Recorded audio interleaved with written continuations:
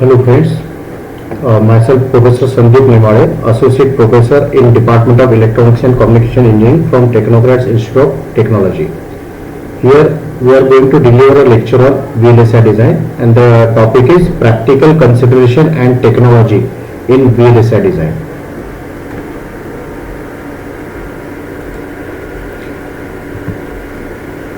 As we know that the first IC was designed by Jack Kilby at Texas Instruments at the beginning of 1960s, and since that time there have already been four generations of ICs: SSI, MSI, LSI and VLSI. That is small scale integration, medium scale integration, large scale integration and very large scale integration.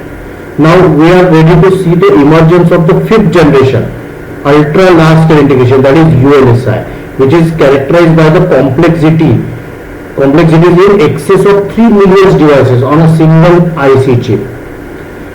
Since from over the past several years, silicon CMOS technology has become the dominant fabrication process for relative high performance and cost effective VLSI circuits.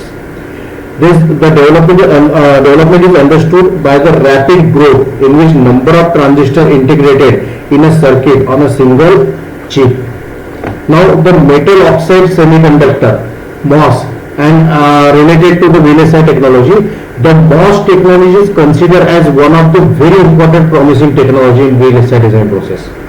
The circuit designs are realized based on the PMOS, NMOS, CMOS and bi-CMOS devices. Here PMOS stands for the positive channel metal oxide semiconductor. These PMOS devices are based on this positive channel MOS transistors. Specifically, the MOS channel is a part of the N-type substrate. PMOS channel is the part of the N-type substrate lying between the two heavily doped P substrates, which are source and drain.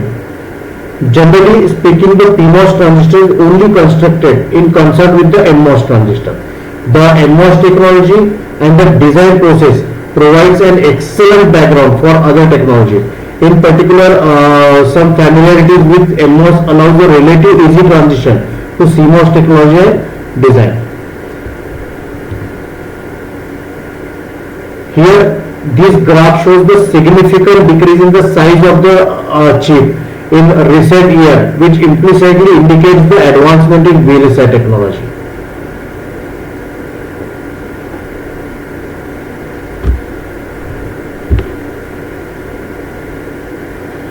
Now the basic of MOS transistor. This diagram shows the N channel MOSFET diagram. Here the 2N is doped over a P substrate. This MOS transistor means the metal oxide semiconductor field effect transistor, which is the most basic element in design of the integrated circuits. These transistors are formed as a sandwich consisting of a semiconductor layer, usually a slice or a vapor from a single crystal of silicon. A layer of silicon dioxide, that is oxide layer, and the layer of metal is fabricated over the P-type substrate between the two N layers called as source and drain. The silicon, as we know that the silicon dioxide is a good insulator. So a very thin layer, typically only a few hundred molecules thick, is used.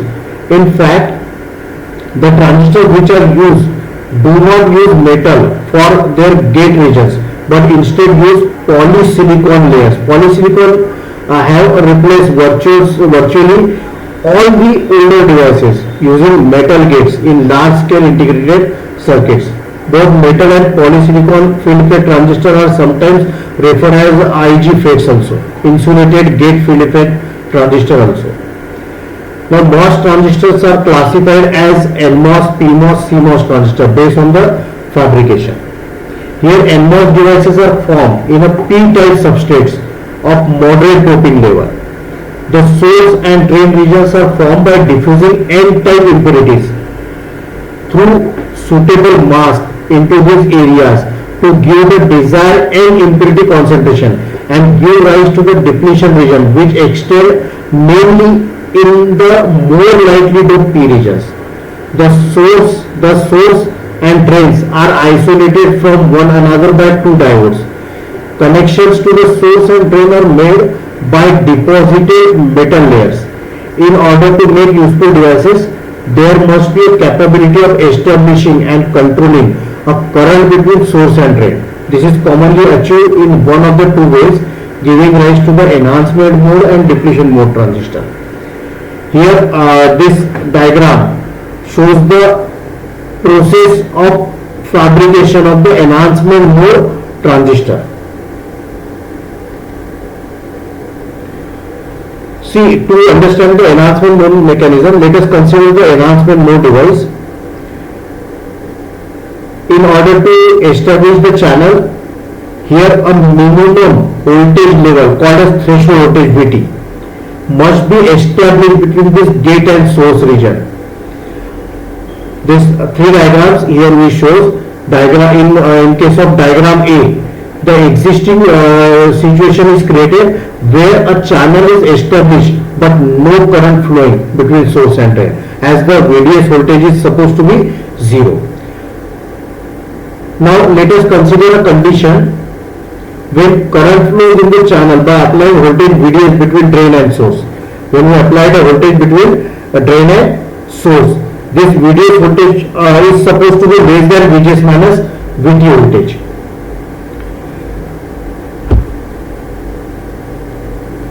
Now there will be a voltage available to invert the channel at the drain end. So long as VGS minus VT minus VDS. The limiting condition comes when this drain to source voltage is nearly equal to VGS minus VT, that is gate to source voltage minus the threshold voltage. For all voltages VDS less than VGS minus VT, the device is in non-saturated region of the operation, which is the condition shown in figure B. This is the condition which is shown in figure B. Now let us now consider the situation when VDS is increased to level greater than VGS minus VT, and this condition is shown in the figure C. This is the figure C. Here the drain to source voltage is supposed greater than VGS minus VT, and as seen in the all these three diagrams, when we observe the first diagram, that is the diagram A, here the VDS voltage is nearly 0, and as we slightly increasing the drain to source voltage, we see that the increase in positive voltage, the channel gets pinch off. This channel gets deeper and deeper and deeper from the drain node in, and at diagram C we see that a pinch off condition occurs when this drain to voltage is greater than VGS minus VT voltage.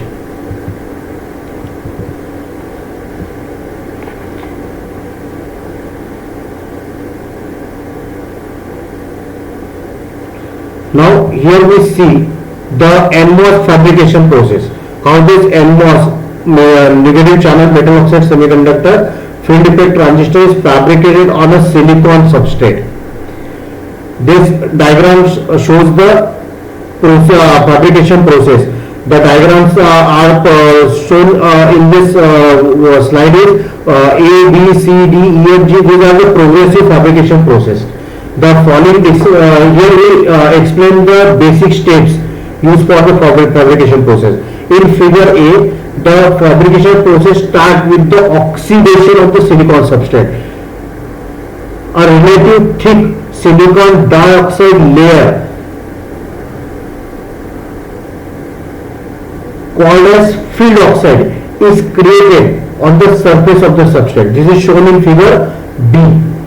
Now the field oxide is relatively etched to expose the silicon surface on which the MOS transistor will be created. This is shown in figure C.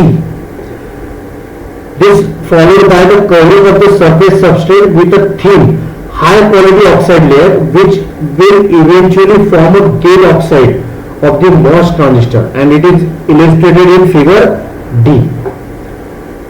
On the top of the thin oxide, a layer of polysilicon, that is polycrystalline silicon, is deposited, and it is shown in figure D and E. The polysilicon is used both as a gate electrode material for MOS transistor and also as an interconnecting medium in silicon integrated circuit. Undoped polysilicon has relatively high resistivity, and this resistivity of polysilicon can be reduced, however, by doping it with impurity atoms. Now, after deposition of the polysilicon layer, the polysilicon layer is patterned and etched to form the interconnects and the MOS transistor gates. This shown in figure F. The thin gate oxide not covered by polysilicon is also etched along, which expose the bare silicon surface on which the source and drain junctions are formed. The entire silicon surface is then dropped with high concentration of impurities, either through diffusion or ion implantation process. This entire process start from the silicon vapor to metallization process is depicted in this fabrication slides.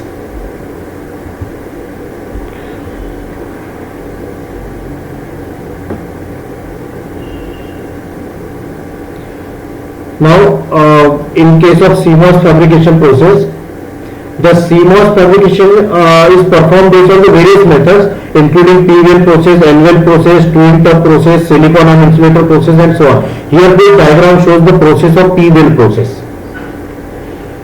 The P-well structure consists of an N-type of substrate in which P device may be formed by suitably masking and diffusion. And in order to accommodate the N-type devices, a deep P-well is diffused into the N-type substrate. Here this diagram shows the N-type substrate. This is the N-type substrate and a P-well is fabricated inside this N-type substrate. Same the fabrication process here we are going to use. Initially a silicon dioxide layer is formed over the P-type substrate. Then this silicon dioxide layer is exposed to the UV rays, ultraviolet rays, and before exposing to the ultraviolet rays, we use a mask over this P-well. And after this process, after the etching process, a P substrate is deposited over this N-type substrate, which forms the P-well. The diffusion should be carried out with special care, since the P-well doping concentration and depth will affect the threshold voltage as well as the breakdown voltage of the N transistor also. To achieve the low threshold voltage, either deep well diffusion or high quality resistivity is required. For this, we use the total fabrication process. Multiple times we use silicon dioxide layer and masking layer and ultraviolet exposure process to fabricate the selective diffusions or the selective areas of this MOSFET. This is the complete N-well process depicted in this diagram. Though the P-well process is widely used in CMOS fabrication, the N-well fabrication is also very popular process because the lower substrate bias effect on transistor threshold voltage and also the lower parasitic capacitance associated with the source and drain region. This N-well fabrication process is most popular process. Here the first mask defines the N-well region. This is followed by the low doped phosphorus implant driven by a high temperature diffusion step to form a P-well process.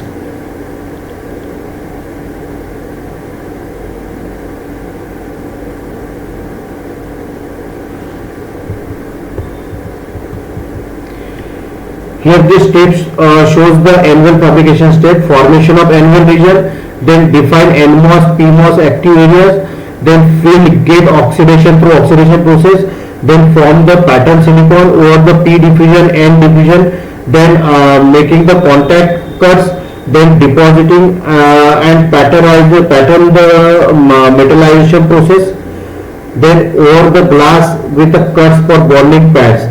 This is the entire process shows the N-well fabrication steps. Now next is the bi-CMOS technology.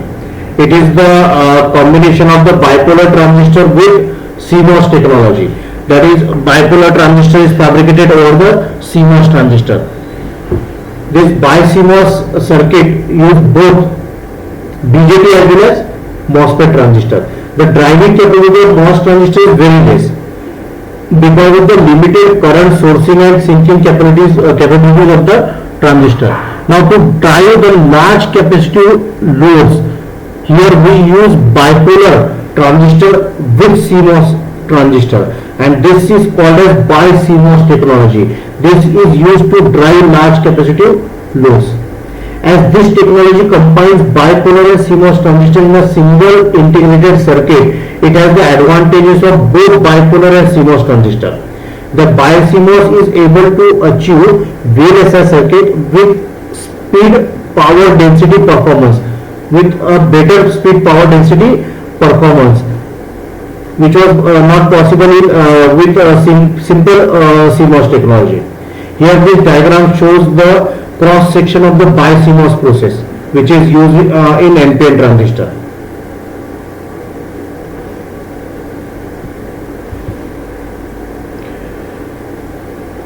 Now we are going to discuss the VLSI design rules. These design rules include the channel length, dimension of the channel length, dimension of the channel width, then size of the polysilicon layer, size of the active layer, then N select, P select, metals. These rules defines the prescribed size of the layers which is used in the fabrication process. This is simply called as scalable lambda rule. These are based on the scalable lambda size. Here, suppose we take the 1 lambda is equal to 1 micrometer size. The all width and spacing rules are specified in terms of the parameter this lambda. Suppose we have designer rules that call for the minimum width of 2 lambda and the minimum spacing of 3 lambda. That means here the 1 lambda is equal to the 1 micrometer. That means the 2 lambda is equal to 2 micrometer. 3 lambda is equal to the 3 micrometer. Every layer in the fabrication process has a specific dimensions. For example, this table shows that the polysilicon layer, minimum width of the polysilicon layer should be 2 lambda, that is 2 micrometer.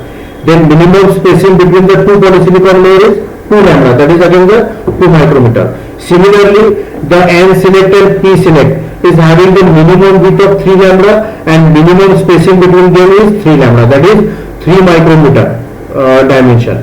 Then multi-metal layer technology, having the dimension of, suppose first metal layer having the minimum width of 3 lambda and minimum spacing is of 3 lambda, that is the 3 micrometer.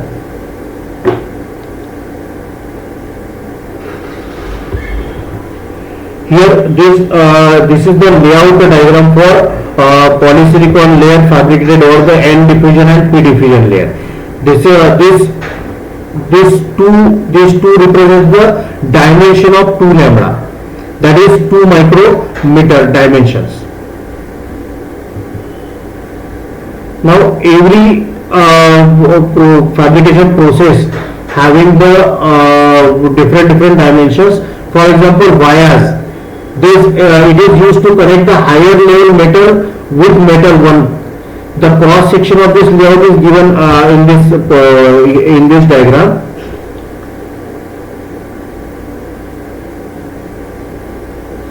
Now we have studied the design rule with respect to only NMOS technology.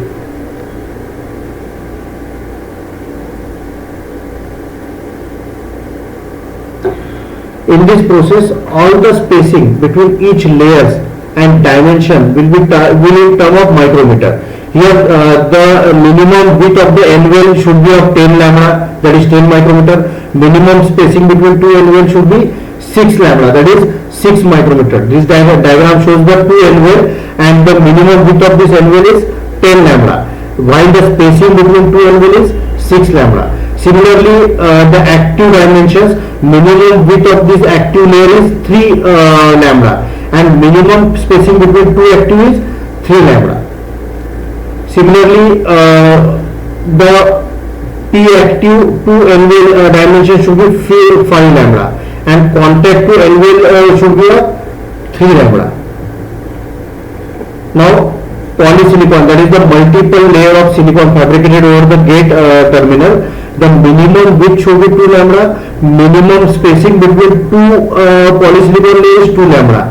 Then gate extension out of the active is again 2 lambda. Then NMOS drain source is of 3 lambda. P MOSFET drain source is of 3 lambda. This is the polysilicon contacts.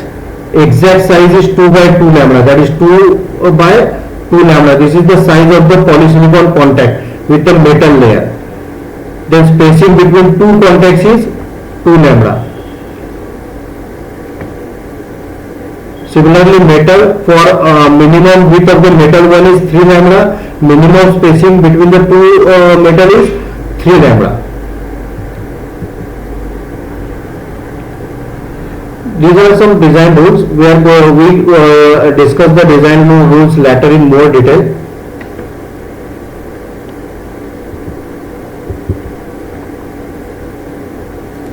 Thank you.